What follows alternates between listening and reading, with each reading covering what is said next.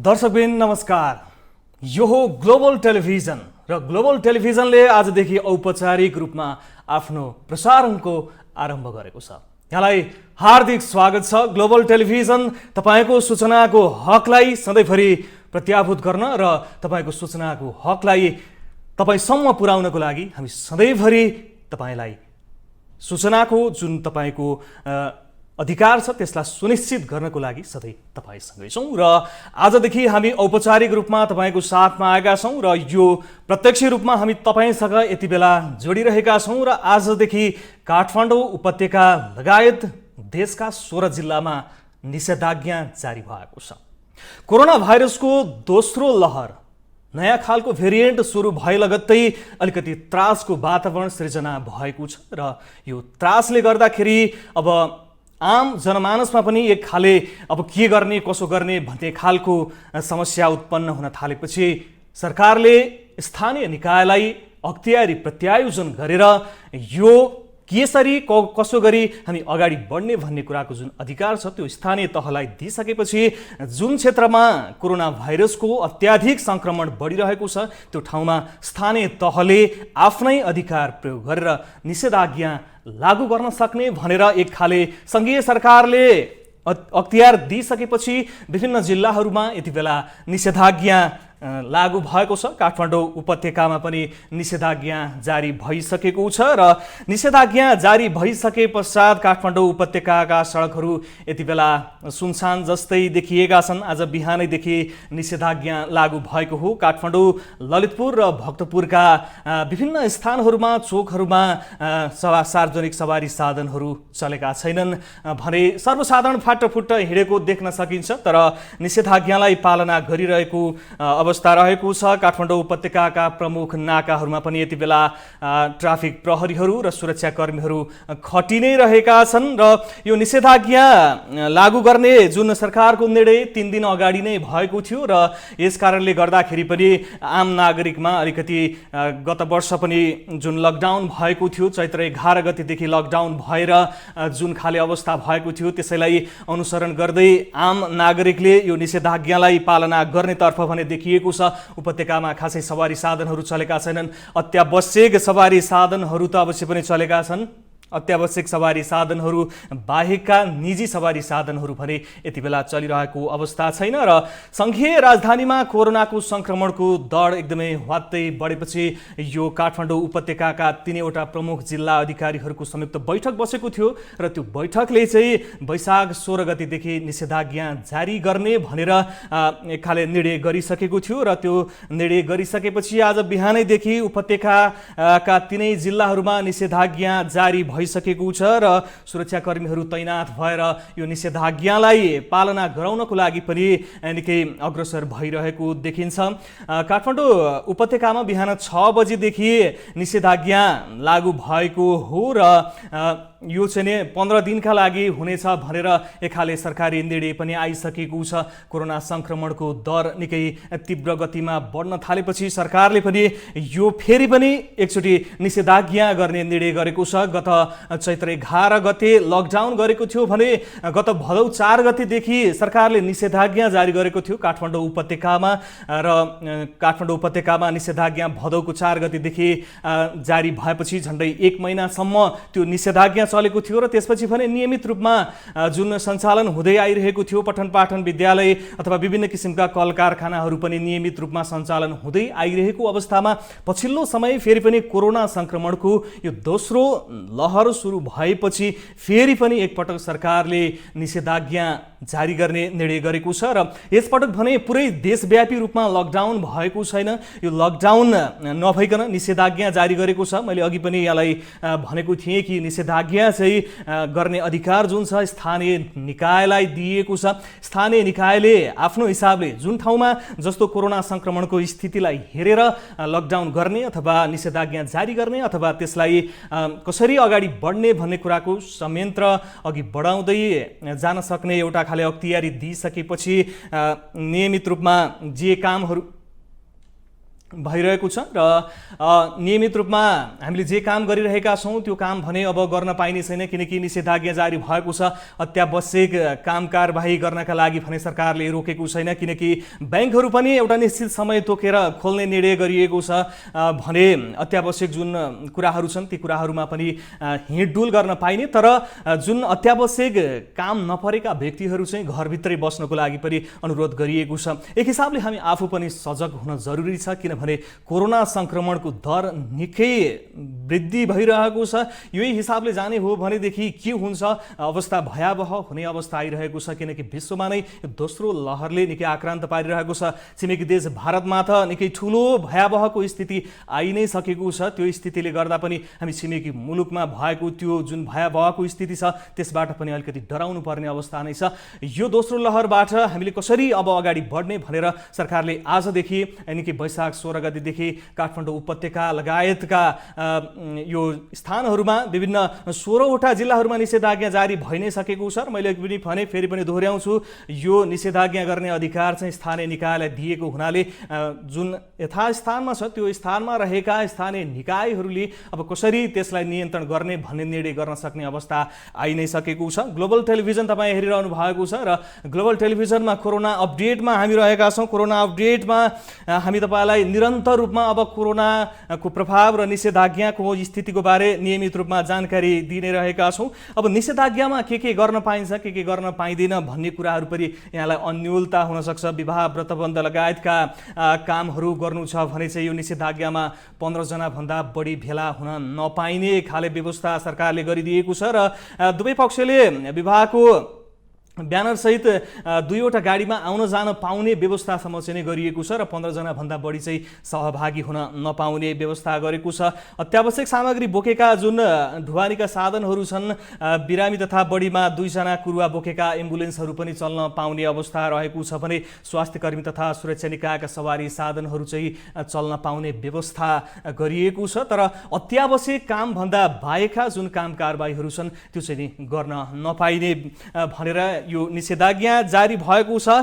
अब निषेधाज्ञा जारी भए लगत्तै अथवा निषेधाज्ञाको जुन समाचार आयो त्यसपछि काठमाडौँ उपत्यका छोड्ने एक खाले मानिसहरूको पनि भिड एकदमै देखिएको थियो, किनभने अब सरकारले निषेधाज्ञा जारी गरि नै सकेपछि के हुन्छ कसो हुन्छ भन्ने एक खाले अन्योलता रहेको छ। गत वर्ष पनि चैत्र 11 गते लकडाउन भएपछि मान्छेहरू निकै लामो दूरीका मानिसहरू पनि आफ्नो घर जानका लागि 15 दिन 20 दिन 25 दिन लगाएर हिँडेको अवस्था पनि रहेको थियो। यस्तो अवस्था आउने हो कि फेरि पनि भनेर एक खाले त्रासको अवस्था पनि आएको छ र काठमाडौँ छोड्ने जुन नागरिकको सङ्ख्या पनि एकदमै हवात्तै बढेको छ र काठमाडौँबाट गृह जिल्ला प्रवेश गर्ने जुन थानकोट नाका छ त्यहाँ पनि एकदमै चाप देखिएको छ र कलङ्कीबाट पनि धेरै सवारी साधनहरू बाहिरिए। हिजो अस्ति निकै मान्छेहरूमा एक खाले त्रास त अवश्य पनि बढी नै हाल्छ, किनभने कोरोना संक्रमणको दर निकै बढिरहेको छ। यो नियन्त्रणमा 15 दिनमै नियन्त्रण आइहाल्ला भन्ने त अवस्था अवश्य पनि देखिँदैन। यो अवस्थाले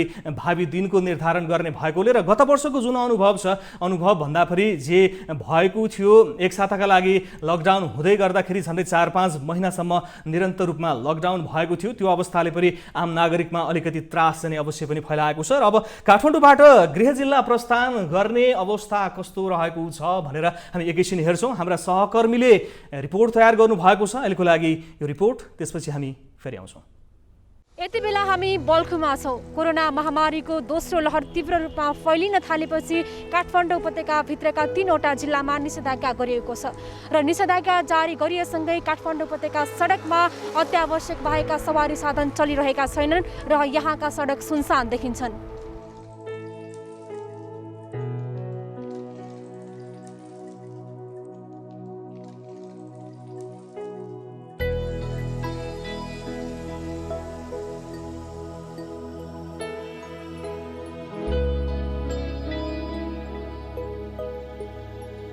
यति बेला हामी कलङ्कीमा छौँ र यहाँ पनि अन्य ठाउँ जस्तै निषेधाज्ञा कार्यान्वयनमा कडाई गर्नको लागि सुरक्षा निकायले चेक जाँच गरिरहेका छन् र यहाँ पनि अत्यावश्यक परेका सवारी साधन र पास भएका सवारी साधनलाई आवतजावतमा रोक लगाइएको छैन भने पास नभएका सवारी साधनलाई नियन्त्रणमा लिएको छ।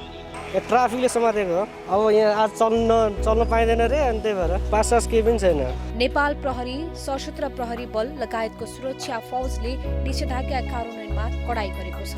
कोरोना महामारीको दोस्रो लहर बढ्दै गर्दा नागरिकलाई सुरक्षित राख्न निषेधाज्ञा गरिए पनि श्रमिक, मजदुर र कम आय स्रोतका मानिसलाई यसले ठूलो असर पारेको छ। अब त्यति अब जे भए पनि अब जानै पर्ने। अब हाम्रो त्यही अब घर त्यही हो भने अब त्यो लकडाउनको जानु पर्ने। मात्र मलाई त गाह्रो भएको छैन, पुरै देशलाई गाह्रो भएको छ। त्यही भएर अब त रोजगारी गुमेपछि मानिसहरू निषेधाज्ञाका बीच पनि घर फर्किरहेका छन्। काठमाडौँ, ललितपुर र भक्तपुरमा निषेधाज्ञाको प्रभाव देखिएको छ। सडकमा आवागमन घटेको छ, तर कतिपय स्थानमा भिडभाड पनि देखिन्छ।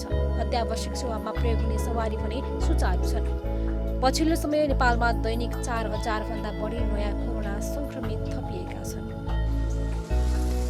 कोरोना महामारीको दोस्रो लहर भयावह बन्दै गएपछि निषेधाज्ञा गरिएको छ र निषेधाज्ञा अवधिभर सरकारले कोरोना रोकथामलाई कसरी नियन्त्रणमा ल्याउन सकिन्छ भन्ने विषयमा ध्यान दिन जरुरी छ। क्यामेरामा विजय ठकुराठीका साथ एलिना केसी, ग्लोबल टेलिभिजन, काठमाडौँ। हजुर, उपत्यका छाड्ने जुन नागरिकहरू छन्, हिजो अस्ति निकै नागरिकहरूले अब गृह जिल्ला जाने अथवा किनभने अब यो निषेधाज्ञा जारी भइसकेपछि अवस्था के हुने हो, कसो हुने हो भन्ने खाले त्रास सृजना भइसकेपछि उपत्यका छाड्ने मानिसहरूको एकदमै भिड बढेको देखिएको छ। हाम्रा सहकर्मी मित्रले उपत्यका छाड्दै गरेका नागरिकहरूसँग र त्यहाँको वस्तुस्थितिको बारेमा एउटा रिपोर्ट तयार गर्नुभएको छ। अहिलेको लागि रिपोर्ट। कोरोना रोकथामको लागि भन्दै काठमाडौँ उपत्यका लगायतका मुख्य सहरमा निषेधाज्ञा जारी भएपछि नाकामा काठमाडौँ छोड्नेको लहरको लागेको छ।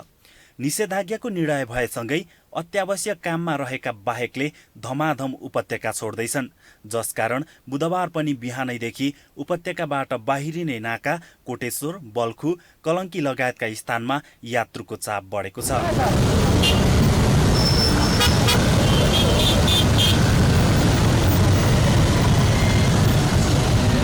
सङ्कटका बेला काठमाडौँको बसाई सकसपूर्ण हुने भएकाले पनि आफ्नै गाउँठाउँ फर्किएको बाहिरिने यात्रुको प्रतिक्रिया छ। अनि लकडाउन पर्ने लागेको छ, अनि भोलिदेखि लकडाउन हुन्छ, अनि यता कामदाम केही गर्नु पाएन, अनि यहाँ बसेर केही काम छैन। अब यस्तो लकडाउन भइरहेछ, यहाँ बसेर के गर्नु, कोठामा होइन, रुममा बसेर, अनि अब पढाइहरू पनि बन्द भइहाल्यो। बालाजु बस पार्कमा लामो तथा मध्यम दूरीका यात्राको लागि टिकट लिनेको भिड छ, तर पनि उनीहरूले सजिलै टिकट पाउन सकेका छैनन्। पाए पनि सामान्य अवस्थामा भन्दा दोब्बर भाडा तिर्नु परेको छ। गाडी भाडा पहिला सुमोमा 600 लिन्थ्यो होइन, सिन्धुलीसम्मको। अहिले चाहिँ एकचोटि 1000 भनेको छ। अनि त्यही भएर म चाहिँ त्यो सुमो पनि पाएन त्यति गर्दा पनि, त्यही भएर मैले चाहिँ बसमा टिकट काटेको छु। बसमा 550 थियो, अहिले 700 तिरेको छु। यता यातायात व्यवसायीले भने सीमित सवारी साधन रहेको र यात्रुको चाप एक्कासी बढेको कारण पनि व्यवस्थापनमा कठिनाई आएको बताएका छन्। पहिला प्रतिस्पर्धाका कारण यात्रुले भाडामा बार्गेनिङ गरी सस्तोमा जाने गरेको, तर अहिले त्यस्तो अवस्था नरहेकाले पनि महँगो महसुस भएको उनीहरूको तर्क छ। गाडीको त एभाइलेबल छैन, धेरै गाह्रो छ। मान्छेहरू घर जानलाई धेरै कष्टमै गइरहेछ। कोही मिनी बसमा गइरहेछ, कोही टाटा सुमो यताउता। सरकारले एक साता निषेधाज्ञा भने पनि पुनः थप्दै जाने आशंकामा काठमाडौँ छोड्नेको भिड लागेको हो।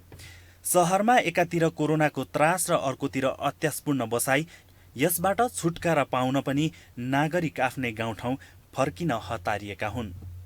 क्यामेरामा राजन राज पराजुलीका साथ अनिल लिम्बू, ग्लोबल टेलिभिजन, काठमाडौँ। हजुर, सरकारले काठमाडौँ उपत्यकामा निषेधाज्ञा जारी गर्ने भनिसके काठमाडौँ छोड्ने मान्छेहरूको भिड पनि बढेको छ, किनकि त्रास त अवश्य पनि सबैलाई छ, किनकि आम नागरिकमा कोरोनाको त्रास एक खाले सधैँ नै छ। त्यसमाथि पनि जनजीविकाको सवाल पनि रहेको छ, किनकि काठमाडौँ उपत्यकामा जुन बिहान कमाएर बेलुका खाने मान्छेहरूको पनि एकदमै भिड छ। त्यस्तो अवस्थामा पनि कसरी अगाडि बढ्ने, अब के गर्ने, निषेधाज्ञा कहिलेसम्मका लागि रहने हो, अथवा यो निषेधाज्ञाले अब कस्तो अवस्थाको सिर्जना गर्ने हो भन्ने कुराको जुन यकिन हुन नसक्दाखेरि चाहिँ काठमाडौँ छोड्नेहरूको भिड पनि एकदमै बढेको छ। र अब विशेष गरी अब यो पछिल्लो समय चाहिँ अक्सिजनको कुरा पनि निरन्तर रूपमा आइरहेको छ, किनकि कोरोना सङ्क्रमण बढ्दै गएपछि विशेष गरी भारतमा कोरोना सङ्क्रमण बढ्दै गएपछि यो अक्सिजनको समस्या हुन्छ कि भन्ने एक खाले त्रास पनि सृजना भएको छ र विभिन्न खाले समाचारहरू पनि हामीले सुन्न पाइरहेका छौँ। यो अक्सिजनको समस्या सृजना नहुने चाहिँ विभिन्न व्यवसायीहरूले बताइरहेका छन्। अहिले चाहिँ देशभर 25वटा अक्सिजन उद्योगहरू रहेको बताइएको छ र काठमाडौँ उपत्यकामा पनि यो उद्योगहरू रहेको छ। यस कारणले पनि यो जुन अक्सिजन छ यो चाहिँ अभाव नहुने भनेर एक खाले कुराहरू पनि विज्ञहरूको र यो सरकार पक्षहरूको कुरा आइरहेको छ। हाम्रा सहकर्मी मित्रले यो अक्सिजनको अवस्था के छ, अक्सिजन पर्याप्त छ कि छैन, अथवा यो अक्सिजन कसरी परिपूर्ति भइरहेको छ, आपूर्ति भइरहेको छ भनेर एउटा रिपोर्ट तयार गर्नुभएको छ। ग्लोबल टेलिभिजन तपाईँ हेरिरहनु भएको छ। कोरोना अपडेटमा हामी रहेका छौँ, हामी निरन्तर तपाईँको लागि छौँ र अहिलेको लागि यही रिपोर्ट। सरकारी लेभलबाट यो अक्सिजन फ्याक्ट्री छ र यो अक्सिजन चाहिँ बिरामीलाई चाहिने चिज हो भनेर सरकारी लेभलबाट पहिचान भएको चाहिँ मैले थाहा पाएन, पहिलो कुरा। दोस्रो कुरा, लकडाउन त आज होइन नि त, यो कोभिडबाट त आज सुरु भएको होइन नि त। 1 वर्ष अगाडि सरकारले नै घोषित गरेर लकडाउन गरेको अवस्थामा कुनै पनि दिन न पास, न सपोर्ट, न सब्सिडी, न लङ टर्मको लोन, न यो अक्सिजन फ्याक्ट्री अक्सिजन पनि चाहिन्छ है, तिमीहरू कसरी चलाएको छौ, तिमीहरूको गाडी रोकिया छ कि छैन बाटोमा भन्ने कहीँ कुनै सपोर्ट भएन। तैपनि हामीले 24 घन्टा प्लान्ट चलाएर दुःख सुख गरेर चलायौँ। हाम्रो सामान उहाँ रक्सोल भन्सारबाट छुटाउन नसकेर यहाँ डिआइजीलाई समेत फोन गरेर हजुर लौ न हजुर भनेर मैले रिक्वेस्ट गरेँ। त्यो रिक्वेस्ट गरेर मेरो चिन्जानको डिआइजी साहब भएको कारणले गर्दा म सपोर्ट गरिदिन्छु, तपाईँ पठाइदिनुहोस् गाडी भनेर यहाँबाट राति गाडी पठाएर त्यहाँबाट सामान ल्याउनसम्म यहाँ हामीले प्रशासनलाई भन्दा यति कुरा नै हामीलाई भन्ने भनेसम्म प्रशासनले त्यसो भन्छ भनेपछि अब अहिले जब इन्डियामा अक्सिजनको अभाव भयो, सङ्कट आयो र अक्सिजन बिना मान्छे मरे भन्ने जुन मेसेज आयो, त्यो मेसेज आइसकेपछि मात्रै यहाँ अक्सिजन फ्याक्ट्री छ र नेपालमा, त्यो त जम्मै इन्डियाबाट आउने हो नि भन्नेसम्म भयो। त्यस कारणले अक्सिजन नेपालमा आत्मनिर्भर छ। सरकारले अझसम्म के गर्छ, लिक्विड ट्याङ्क लगाउने, इन्डियाबाट लिक्विड ल्याउँछ। हस्पिटल नेपालमा अक्सिजन जुन लिक्विड अक्सिजन ल्याएर नेपालका बिरामी बचाउँछ। यो कति सम्भावना होला। नेपालका उद्योग बन्द गरेर इन्डियाको चाहिँ इन्डस्ट्री प्रमोसन गर्न सरकार अहिले पनि लागिरहेछ। न सिलिन्डरमा सब्सिडी दिन्छ, न टाइममा हामीलाई सपोर्ट दिन्छ, त्यो कुनै पनि देखिएन। नदेखिएपछि न अहिले मेडिकल लाइनको अथवा फ्रन्ट लाइनका मान्छे भन्ने सुने हो हामीले। हामी डाइरेक्ट अक्सिजन लिएर हस्पिटलमा जान्छौँ, जो पेसेन्टलाई दिन जान्छौँ। हाम्रा कसैलाई पनि न खोपको प्रायोरिटी छ, कहिले खोपै पाएको छैन। अहिले पनि फ्रन्ट लाइन भन्छ, अक्सिजन भयो नभएर मान्छे मऱ्यो भन्छ। ती चिजहरू अहिलेसम्म पनि सरकारले सुन्दैन। कम्तीमा हाम्रो अहिले वर्कर 40 जना छ, 40 जनालाई बोलाएर फर्स्ट डोज सेकेन्ड डोज मात्रै पायो भने यिनीहरू पनि भरोसा के ढुक्क मैले सुई त लगाएको छु, कम्ती त्यसले मलाई रोग त लाग्दैन भन्ने चिज पनि भरोसा छैन। हामी 24 घन्टा खट्छौँ, 24 घन्टा लाग्छौँ। तैपनि अहिले अब सबैतिरबाट प्रेसर के छ, कृत्रिम अभाव बढी। अनि त्यहाँ चाहिँ गरे यहाँ पनि अक्सिजन दिएन, त्यहाँ पनि अक्सिजन आएन, यस्ता कुराले अलिकति हामीलाई नर्भस जस्तो असिलो भएको चाहिँ छ। त्यस्तो कारणले अहिलेसम्मको सरकारको डाटा केही पनि छैन। अहिले कति पेसेन्ट थिए, हिजो 1 वर्ष लकडाउन गर्दा कति पेसेन्ट बढे, तिनले कति अक्सिजन खपत गरे, अब कति बढ्छ पेसेन्ट, र हाम्रो अहिले अक्सिजनको डिमान्ड कति, खपत कति, र भोलि चाहिँ एजम्सन कति गरेछ, त्यसको क्यालकुलेसन केही पनि छैन। हाम्रो नेपालमा अहिले यो भ्यालीको मात्रै कुरा गर्छु म। भ्यालीमा विगत वर्ष 3टा प्लान्ट अटोमेटिक डाउन भएको छ, अब 8वटा प्लान्ट छ। इन्डस्ट्रीमा 25% चाहिँ इन्डस्ट्रीमा जान्छ, त्यो रोक्ने हो नि। अहिले सरकारको एजम्सन के हो मलाई थाहा छैन। अहिले 9000 चाहिँ सिरियस बिरामी छन् भनेको छ। भनेपछि ती 9000ले कति युज हुन्छ। अब चाहिँ हाम्रो प्रडक्सनको कुरा गरौँ। हामी एउटा प्लान्टको capacity manager per day 700-800 cylinder production हुन्छ। 8-7 5600 सिलिन्डर प्रडक्सन हुन्छ।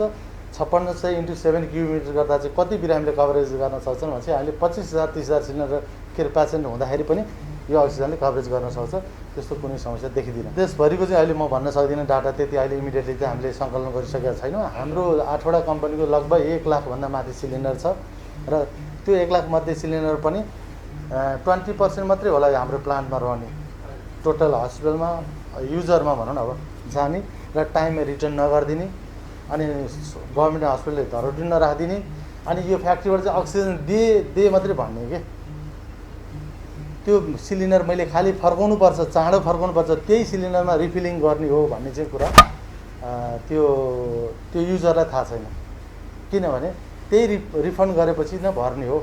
हामी सिलिन्डर डेली सिलिन्डर प्रडक्सन गर्ने होइन नि, हामी त ग्यास प्रडक्सन गर्ने हो र ग्यास फिलिङ गरिदिने हो। अब हाम्रो क्यापेसिटी भने हामीसँग 14,000 सिलिन्डर छ। अब त्यो चाहिँ अहिले हामीसँग 14,000 मध्येको सिलिन्डर अहिले जम्मै यहाँ चाहिँ 20% पनि छैन। अब हामी 24 घन्टा प्लान्ट चलाउँछौँ, त्यसको लागि त चाहियो सिलिन्डर, भर्नु पऱ्यो। अब उहाँले चाहिँ अहिले पाटना हस्पिटलकै कुरा गरौँ, उहाँहरूको पहिला 100 खपत थियो भने अहिले 500 खपत होला, 300 खपत होला, तर सिलिन्डर त्यहाँ होल्ड भएपछि त हामी कसरी चल्ने? यो कारणले गर्दाखेरि हामी अहिलेको कन्डिसन हेर्दाखेरि दिन सकिन्छ, बाहिरबाट ल्याउनुपर्छ अथवा पुग्दैन भन्ने छैन। र भ्याली बाहिरको हिसाबले हेर्ने हो भने पनि भ्याली बाहिर पनि राम्रै कम्पनीहरू आरामले चाहिँ 24 घन्टा चलाउने कम्पनी प्लान्टहरू 8 घन्टा 12 घन्टा चलाएर बसेको अवस्था छ। अब भने सरकारले के बुझेको छ, कम्तीमा यसको तयारी के भएको छ हामीलाई जानकारी छैन। हामीले पहिलोपटक यो फ्याक्ट्री लगाएपछि, प्लान्ट लगाएपछि पहिलोचोटि सचिवज्यूको चेम्बरमा बसेर हामीले एकचोटि दर्शन भेट पाइयो यो अक्सिजनको बारेमा जानकारी लिनको निमित्त। त्यहाँ त्यो बेला म पनि सहभागी भएको थिएँ र उहाँ कुरा भएको थियो। र हामी अब भन्सार छुट दिन्छौँ, सिलिन्डर मगाउनुहोस् भन्नुभएको छ। चाइना बन्द, के अरे इन्डिया बन्द, चाइनाले नै महिनौ दिन लाउँछ।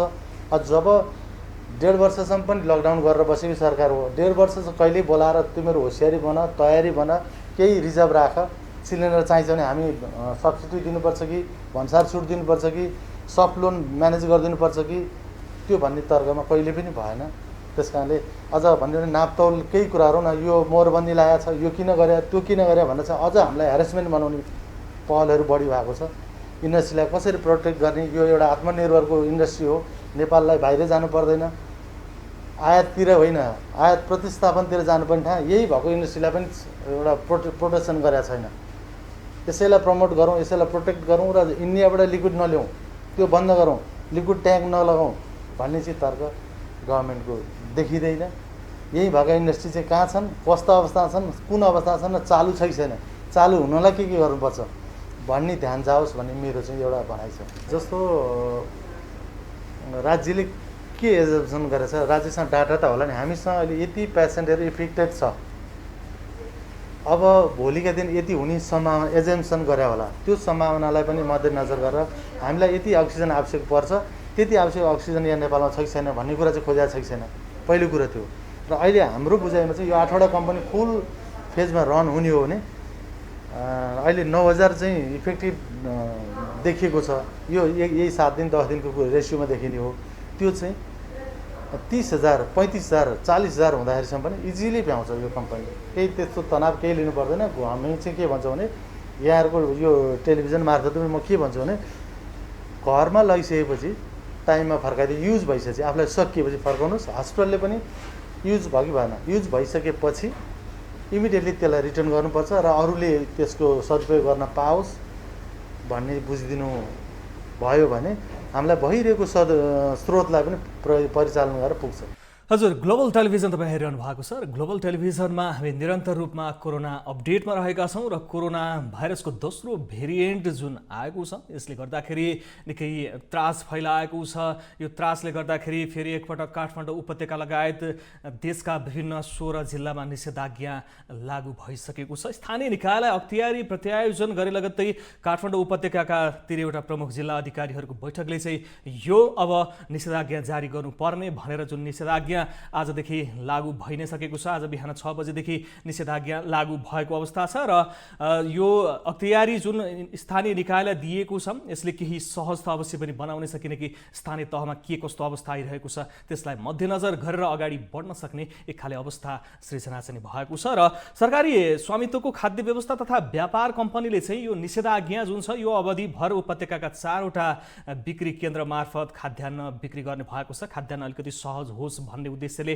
यो खाद्य व्यवस्था तथा व्यापार कम्पनीले अलिकति सहजीकरण गर्न पनि लागेको छ र निषेधाज्ञामा बजार मूल्यमा हस्तक्षेप गर्नको लागि थापाथली, नखु, रामशाह पथ र सूर्य विनायकमा चाहिँ बिक्री कक्षको राखिएको छ र त्यहाँ चाहिँ सुपथ मूल्यमा खाद्यान्न बिक्री गर्ने निर्णय भएको पनि यो खाद्य व्यवस्था विभागले जनाएको छ। रामशाह पथ र सूर्य विनायक बिक्री केन्द्रबाट बिहान 7 बजेदेखि 11 बजेसम्म खाद्यान्न बिक्री गरिने भनिएको छ भने नखुबाट बिहान 7 बजेदेखि साँझ 5 बजेसम्म खाद्यान्न खाद्यान्न बिक्री गरिने चाहिँ खाद्य व्यवस्था कम्पनीले जनाएको छ। यस्तै थापाथलीमा रहेको प्रादेशिक बिक्री केन्द्रबाट भने 3 शिफ्टमा खाद्यान्न बिक्री गरिने सूचना अधिकारीले बताएका छन्। बिहान 7 बजेदेखि 10 बजेसम्ममा पहिलो शिफ्ट र 10 देखि 5 बजेसम्म दोस्रो र बेलुकी 5 देखि 7 बजेसम्म खाद्यान्न बिक्री गर्ने जुन रहेको छ योजना रहेको छ। बिक्री कक्षबाट चामल, त्यसै गरी सिबी, खाने तेल र सेनिटाइजरहरू पनि बिक्री गर्ने भनिएको छ। सेनिटाइजरको कुरा गर्नुपर्दाखेरि अब कस्तो छ भने यो जुन अवसरका रूपमा बदल्ने, मैले अवसर भनिहालेँ। अवसर भनेको अब यो जुन यस्तो भयावहको अवस्था छ यसलाई पनि अवसरका रूपमा हेर्नेहरू पनि यहाँ छन्। भनेको मतलब कालोबजारी गर्नेहरू पनि फस्टाएका छन्। अहिले धेरै बिक्री हुने सेनिटाइजर र मास्कमा अलिकति कालोबजारी हुने खालका विभिन्न समस्याहरू पनि आइरहेको छ। आम नागरिकले भोग्दै आएको जुन हिजोसम्म सस्तो मूल्यमा पाइने सेनिटाइजरहरू एकैचोटि हट्दै त्यसको मूल्य बढ्ने र मास्कमा पनि त्यही अवस्था। अहिले खुद्रा किन्दाखेरि जतिमा हामीले पाउँथ्यौँ त्यो नपाउने अवस्था पनि सृजना भइसकेको छ। यसलाई अलिकति कालोबजारीका रूपमा पनि हामी हेर्न सक्छौँ। यस्तो अवस्थामा यो भयावह यो त्रासको अवस्थामा पनि कालोबजारी गर्ने जुन यो देखिएको छ यसलाई चाहिँ नियन्त्रण गर्नका लागि पनि सरकारले अलिकति अग्रसरता देखाउन जरुरी छ। हाम्रो सहकर्मीले यो सेनिटाइजर र मास्कमा के कस्तो अवस्था रहेको छ भनेर रिपोर्ट तयार गर्नुभएको छ। अहिलेको लागि त्यही रिपोर्ट। कोरोना संक्रमणको दोस्रो लहरले जनजीवन त्रासमा छ। यस्तो परिस्थितिको मौका छोपेर केही व्यक्ति र समूह नक्कली स्वास्थ्य सामग्री बेचेर कमाउने धन्दामा लागेका छन्। कोरोना संक्रमण रोकथाममा आवश्यक ठानेको सेनिटाइजरमा समेत मानव स्वास्थ्यका लागि हानिकारक रसायन मिसाएर बजारमा बेचिने गरेको छ। यही मेसोमा काठमाडौँको धुमाराई स्थित पसलमा बुधबार हामी ग्राहक बनेर सेनिटाइजर किन्न पुग्यौं। यहाँ 500 पर्ने सेनिटाइजरलाई 1600 भनियो। यसको भाउ किन एकाएक बढ्यो भनेर सोद्धा पसलेले यस्तो जवाफ दिए।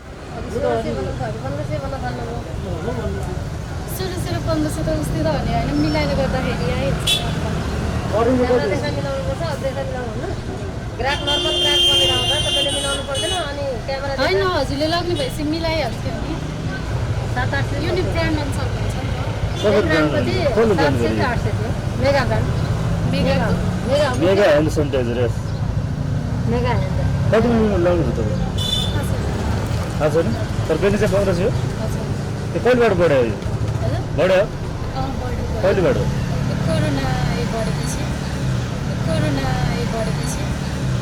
यो हो मेगा ह्यान्ड सेनिटाइजर।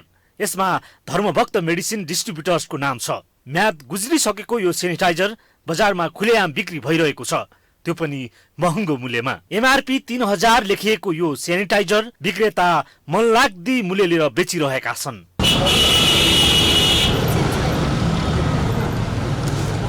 यो अर्को लिक्विड सोप झोल रे। यो पनि डेट एक्सपायर भइसकेको छ, तर नयाँ लेबल टाँसेर निर्बाध बिक्री भइरहेकै छ। यो तपाईले टाँस्नु भयो? हामीले टाँसेको छैन। हामीले टाँसाउरो यस्तो कसले टाँसेको हो? डेट एक्सपायर छ। 2018 2020 मा यो डेट एक्सपायर भइसकेको छ। Made in Nepal quality product hub Dorje packaging भन्ने यो ह्यान्ड वास हो। यस्तो गम्भीर लापरवाही देखेपछि सेनिटाइजर उत्पादक कम्पनी खोज्दै कफनको दोर्जे सप्लायर पुग्यो। यो सप्लायर नगरपालिकामा मात्र दर्ता रहेछ। हेर्नुहोस् त यहाँ यस्तो अव्यवस्थित र भद्रगोल पाराले ह्यान्ड वास लगायत लिक्विड साबुन बनिरहेको छ। पुराना उत्पादनमा धमाधम रिलेबलिङ गरिँदैछ। यिनमा न उत्पादन मिति न मूल्य नै टाँसिएको छ। लिक्विड मिसाएर नयाँ भन्दै बजारमा पठाउने तयारी गरिँदैछ। अब यो रिलेबलिङ छ न अर्को न मूल्य सूची छ न केही छैन। यसलाई कसरी विश्वास गर्ने? कति यो क्वालिटीको हो कि होइन भने कसरी कहाँ दर्शाउनु भएको छ के छ? यस्तो क्वालिटी छैन भनेर त्यो पेपरमा हामीले अब पहिला आफूले युज गरेर पनि हेर्छौँ होइन। हातहरू बिग्रियो भने त्यो आफूले घरमा युज गरेर पनि प्राइस गरेर हुन्छन्। आफूले हातहरू खायो भने अनि त्यो पेपरले पनि नापिरा त्यो ड्रम ल्याएपछि पेपरले नाप्ने पनि हुन्छ रहेछ नि त सर। आफैले मात्र गर्नुहुन्छ तपाईँले? यहाँ हजुर आफै हात धोएर मात्र परिश्रम गर्नुहुन्छ? होइन सर त्यस्तो होइन। एक्सपायर भएको हुँदैन कि सर। यो चाहिँ हाम्रो दैनिक नै अब दैनिक अब हामीले बनाएर मान्छेले लिएर अनि हामीले प्याकिङ गरेर बनाइरहेको हुन्छौँ कि। गत वर्ष नेपालभित्र बन्ने अधिकांश सेनिटाइजरमा इथानलको सट्टा मेथानलको अधिक प्रयोग गरेको तथ्य फेला परेको थियो। यसले छाला, स्नायु प्रणाली र मृगौला लगायत अङ्गमा पनि हानि पुर्याउने चिकित्सकहरू बताउँछन्। यसरी नागरिकको स्वास्थ्यमा गम्भीर खेलबाड भइरहेको छ। यस्ता उद्योग न औषधि विभागमा दर्ता छ न कुनै सरकारी निकायमै। यस्ता अवैध धन्दा चलाउनेहरूलाई तत्काल नियन्त्रणमा लिएर कारबाहीको दायरामा ल्याउनुपर्छ। औषधि व्यवस्था विभागले तत्काल यस्ता उद्योगमा निगरानी बढाउनुपर्छ। हानिकारक सेनिटाइजर उत्पादन तत्काल रोकी बजारमा बिक्री भइरहेका यस्ता सामग्री तुरुन्त जफत गर्नुपर्छ। ग्लोबल टेलिभिजन तपाईँ हेरिरहनु भएको छ र यो हो समय ग्लोबल कोरोना अपडेटको। ग्लोबल कोरोना अपडेटमा हामी निरन्तर रूपमा कोरोना भाइरसले निम्ति आएको यो जुन अवस्था छ र यसले निम्ति आएको यो निषेधाज्ञाको अवस्थालाई निरन्तर रूपमा सूचित गरिरहेका छौँ तपाईँलाई। यो निषेधाज्ञाका कारणले गर्दाखेरि सरकारले कोरोना विरुद्धको भेरोसेल खोप लगाउने जुन कार्यक्रम रहेको थियो त्यो चाहिँ काठमाडौँ जिल्लामा स्थगित गरिएको जानकारी पनि गराइसकेको छ। स्वास्थ्य सेवा विभागले भेरोसेल खोप लगाउने कार्य वैशाख 16 गतेदेखि स्थगित गर्ने निर्णय गरिसकेको छ। वैशाख 16 गते पनि सो खोप काठमाडौँमा निरन्तर सञ्चालन गर्ने भनिएकोमा अब चाहिँ यो खोप चाहिँ नलगाउने भनेर एक खाले निर्णय भइ नै सकेको अवस्था छ। भेरोसेल खोपको 8 लाख डोज चीनले नेपाल सरकारलाई अनुदानमा उपलब्ध गराएको थियो र यो निरन्तर रूपमा लगाइराखिएको थियो। यो चाहिँ अब स्थगित भएको छ। यो निषेधाज्ञा पश्चात चाहिँ यो खोप निरन्तर रूपमा अगाडि बढ्ने भनिएको छ। कोरोना संक्रमण फैलिन नदिन भन्दै फेरि अर्को एउटा ठाउँमा निषेधाज्ञा जारी भएको छ। रूपन्देहीमा 15 दिनका लागि निषेधाज्ञा लगाइएको छ। जिल्ला कोभिड-19 सङ्कट व्यवस्थापन केन्द्रको निर्णय अनुसार जिल्ला प्रशासन कार्यालयले वैशाख 30 गतेसम्मका लागि रूपन्देहीमा पनि यो निषेधाज्ञा लागू गरिसकेको छ र निषेधाज्ञामा अनावश्यक हिँडडुल गर्ने व्यक्तिहरूलाई चाहिँ कारबाही पनि गरिरहेको छ। काठमाडौँ उपत्यकामा अनावश्यक रूपमा हिँडेको भन्दै केही व्यक्तिहरूलाई प्रहरीले होल्डिङ सेन्टरहरूमा राखेर विभिन्न सूचनाहरू प्रदान गरिरहेको छ र कारबाही पनि गरिरहेको छ। त्यसैले अनावश्यक काम बाहेकका काममा चाहिँ हामी ननिक्लिनको लागि पनि अनुरोध गर्छौँ र यो अनुरोध हामी सबैको अनुरोध हो किनकि कोरोना भाइरस जुन छ यसको दोस्रो भेरिएन्ट आइसकेको छ। यसलाई व्यवस्थापन गर्नको लागि सरकारले निषेधाज्ञा जारी गरेको छ। तीनवटै जिल्ला प्रशासन कार्यालयले निषेधाज्ञा जारी गरे लगत्तै काठमाडौँ उपत्यकामा हिँडडुल नगर्नका लागि जुन अनुरोध गरिरहेको छ यो अनुरोधलाई हामीले अवश्य पनि अनुसरण गर्न चाहिँ जरुरी छ। ग्लोबल टेलिभिजनको औपचारिक शुभारम्भ आजदेखि भएको छ। हामी निरन्तर रूपमा ग्लोबल कोरोना अपडेटमा रहनेछौँ। अहिलेको लागि भने म यहाँबाट बिदा हुन्छु। ग्लोबल टेलिभिजन हेर्दै गर्नुहोला। नमस्कार।